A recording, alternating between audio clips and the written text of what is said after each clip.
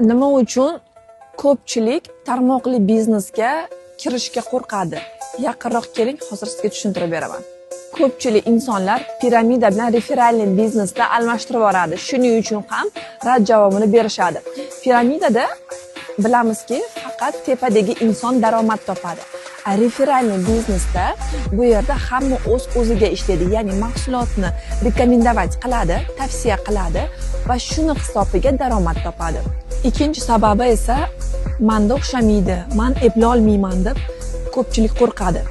Lekin deylik siz klassik biznes ochdingiz, studiya yoki, например, restoran ochdingiz, uni yurg'izdingiz, lekin bu muvaffaqiyatli bo'lmadi, yurg'iza olmadingiz, berkitdingiz.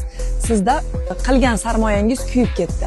Lekin referalli biznesda esa bu yerda hech qanaqa sarmoyasiz bemalol biznes boshlashingiz mumkin. Siz bu yerda hech narsa yo'qotmaysiz. Agar siz ham sarmoyasiz, hech qanaqa yo'qotishlarsiz biznes boshlamoqchi bo'lsangiz, kommentariyada plus belgisini qoldirib keting.